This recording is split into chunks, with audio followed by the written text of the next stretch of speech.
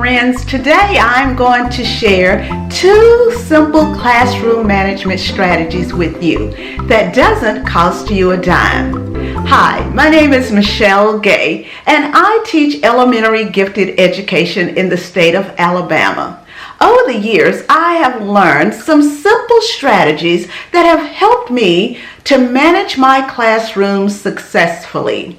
First is building relationships with students. I love to build relationships with my students. I do this in multiple ways. First, I learn to know my students the first week of school by learning their names, the first day, by learning their names and observing them and learning their behavior patterns. Do they take a long time to get things done? Do they talk a lot? Do they bother other people? Are they quiet? Are they an introvert? Are they an extrovert? And so I take time to observe them in the classroom, in the hallway, in the cafeteria, at recess, outside, wherever. I study them so that I can have a better understanding of who they are individually. The next thing I do in building relationships is sit with my students in the cafeteria. I try to find a different place at the table with my students to sit with them and engage in conversation or just listen to their conversation. Sometimes they'll talk to me, but most of the time they talk to each other. But listening to their conversations give me insight of what's going on in their life, and it gives me insight of their way of thinking, because I need to know what are they processing, how they process, and what are their beliefs and values. And sitting at the cafeteria table, I've learned a lot about students individually. I like to spend time with my students when they go out for snack break or even on the inside. I like to sit with them. Sometimes I'll pick a group of students to sit with and listen to them in their groups and how they talk, and ask them questions and let them ask me questions and find out things about me. Sometimes I just walk around from different groups and just listen to their conversations or speak with them. The other way I build relationships is still observing, and I observe them on the playground, how they play sports, how they play with each other. Do they like to play together, or do they like to play individually? If I see one of my students sitting alone, I go and talk to them and then motivate them to go and sit with other students and talk to them. That has given me insight about what's going on and to begin to find out more information about their home life. And also, when I'm building that relationship with my students, they understand that I want to learn about them. They understand that I want to get to know them better so that I can help them out. The other way I build relationships with my students is one-on-one, is in the classroom by walking and observing as they're working. When my students are working, I don't like to sit at the desk. I do like to be in the front or walk around casually and just see what they're doing and understanding their work and ask them questions then. And sometimes I'll ask them, is everything okay? Is there something you want to talk about? That way they have an opportunity if they need to share something, if they're not doing their work and they're just kind of staring. That tells me something is going on, and I don't need to, raise my voice. I need to just give them comfort and see what's going on. I like to, in my classroom, use SEL lessons with my students when I'm building relationships, social emotional learning. I learn a lot from individual students when I'm reading books with them or when I'm doing a hands-on activity that's related to SEL. And I get to know how they're thinking or what's going on at home, because students open up doing social emotional learning lessons. Now, if you want to know more about the activities that I do with my students. I'll leave a video link below in the box, and I'll also have one up here at the top somewhere for that you can look at, because I have a couple of videos on social emotional learning. Now, building relationships, when I have a student who really is having a hard time that day or struggling, I don't like to call them out in front of the students to discuss something in front of everyone. I like to take them outside of my classroom and ask them, what is going on? How can I help you? What do you need to do? Just to let them know I'm there for them. Sometimes I'll walk around and just calmly put my hand on their back to reassure them that I'm there. So in the middle of everything that's going on, they will know that they can trust me. So building a relationship is building trust with your students.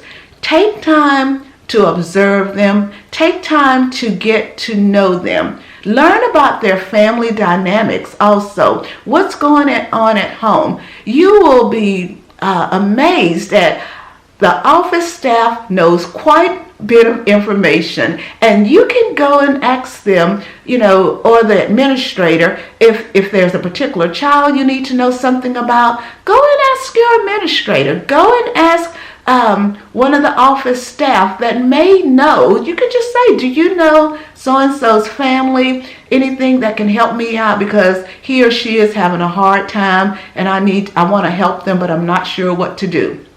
The other thing you can do in building the relationship with your students, contact the guardian, the parent, and get to know them and find out how can you help their child better. And so it's not just a one quick fix of talking to that student one time. It's an ongoing throughout the year.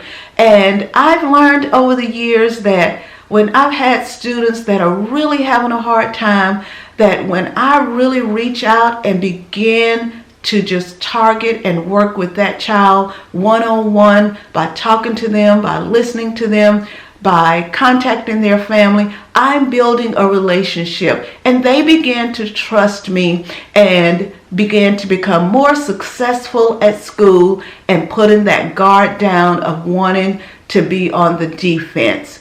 So take time, get to learn your students, and build that relationship. The second thing that I've learned over the years with my students is to build a safe environment, building a cultural environment amongst my students, building that culture. And I like to do this by having classroom meetings. I would have classroom meetings once a week, usually on a Monday, with my students. And in classroom meetings, I had 3 things I wanted to do. 1, decide on goals with my students for the week. 2, look back at the week before and decide on things we needed to improve on so that we can work on those goals. And the third thing is giving my students an opportunity to learn about each other and to learn about me. So during classroom meetings, we would always share something with the class that we wanted to share with them, we're excited about, and maybe not so excited about, but we wanted to share. And once a week, my students would have that opportunity to share. They could share what had happened on the weekend, or somewhere they went, or some game they played. It didn't matter. Whatever they were comfortable sharing, I allowed them to share. I would share some simple things with them if I had went on a 5K walk, or if I went out of town, or if I had cooked a certain meal, or if I read a particular book. Just something simple that would let them know more about me. And so I wanted my kids to learn about me as well as I wanted to learn about them. But the most important thing, they had an opportunity to learn about each other. And we learned about each other's cultures based on the things we shared. And so building that classroom community was extremely important to me. And even now, teaching in a pull-out program, I still build that community amongst that group of gifted students that I'm bringing in by having them share at the beginning of class. Now, how does that help with classroom management? It really does help, because once students get to know each other, they begin to support each other. And in supporting each other, they begin to tell each other or help each other with their work. In collaboration teams, they begin to encourage each other, because that's one of the things I did when we would have our classroom meetings, was a way to encourage them and to give them affirmations about themselves, or give them an affirmation for the week that they could hold on to. And so my students learn to support each other and not just think about themselves. And so when we're building that cultural environment, we would also acknowledge holidays and things that went on in their community that they wanted to share that other kids didn't know about, so that they could know that we all have different things to offer to the classroom. So I hope these two strategies help you out, and that you will incorporate them in your classroom this upcoming school year. This is one of my back to school series. I've talked about classroom management, and I've talked about lesson planning. And so if these two videos help you out, leave me a comment below. And if you're not subscribed to my channel, I hope you will subscribe so that you can see more videos that I will be uploading throughout this year. Now, most of my content is going to be about science and STEM, because that is where my passion lies. And so I hope you stick around and use these videos with your students. I hope you share this particular video with your coworker, and I hope you return when I upload a new video. All right, thank you for joining me today, and I hope you have a wonderful and blessed day.